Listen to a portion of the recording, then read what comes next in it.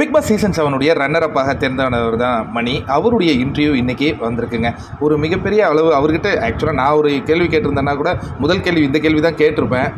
Big pass வீட்டுக்கு தாப்பா இருக்கா இல்லையா அது சொல்லுங்கள் மணி அப்படின்னு தான். பட் அந்த அம்மா பெருசாக எதுவும் கான்ட்ரவர்சியெல்லாம் கேள்வி கேட்கல.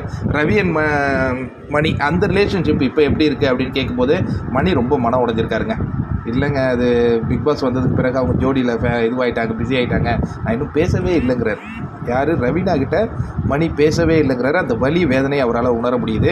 என்ன நடக்குதுன்னு தெரியல.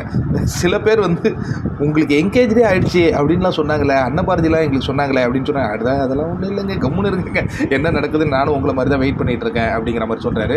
அதுக்கப்புறம் நிக்சனுக்கும் உங்களுக்கும் நிறைய ஒரு கோல்டு வார் மாதிரி போயிட்டு இருந்தது. என்ன விஷயம் அப்படிங்கும்போது, இல்லை செட் ஆகலை நமக்கு, நிக்சனுடைய வேவுக்கும் நமக்கும் செட் ஆகலை அப்படிங்கிறாரு. அப்புறம் இந்த செகண்ட் ரன்னர் அப்போ நீங்கள் எப்படி பார்க்குறீங்க? நான் அதெல்லாம் ஒன்றும் எதிர்பார்க்கலங்க, நான் போகும்போது 100 நாள் உள்ளே இருக்கணும், இன்னொன்று டாப் 5க்குள்ளே வரணும், அதுதான் நம்ம மோட்டிவாக இருந்தது.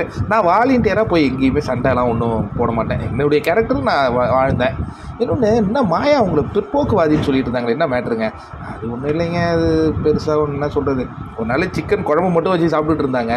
நான் கேட்டேன், அதுலேருந்து அவங்க பிற்போக்குவாதி அதான் என்னென்னு கேட்டாங்கன்னு தெரியும் இல்லையா, அது சொல்லக்கூடாது போல இருக்கு, ஏன்னா அந்த இன்டர்வியூலே பீப் போட்டுறான். அதுதான் ஜாதியை சொன்னால் பிற்போக்குவாதி அப்படிங்கிற மாதிரி போகுது போல இருக்குது. அதுதானே அது. இன்னொன்று எனக்கு மாயாவோடையும் செட் ஆகலைங்க, அதனால நான் பாட்டுக்கு இருந்தேன் அப்படிங்கிற மாதிரி சொல்கிறாரு. இந்த கான்ட்ரவர்சியான கேள்விகள் இவர்கிட்ட வரலையே, ஏன் யாருமே கேட்கலையே? அந்த அம்மா எபிசோடே பார்க்கல போல இருக்குது. வேறு யாராவது ஷார்ப்பாக கேட்பாங்க. அப்போ அந்த பிரதீப் விஷயம் கண்டிப்பாக அந்த தாப்பால் சம்மந்தமான விஷயம் மணிக்கிட்ட கேட்பாங்கன்னு நான் எதிர்பார்க்குறேன்.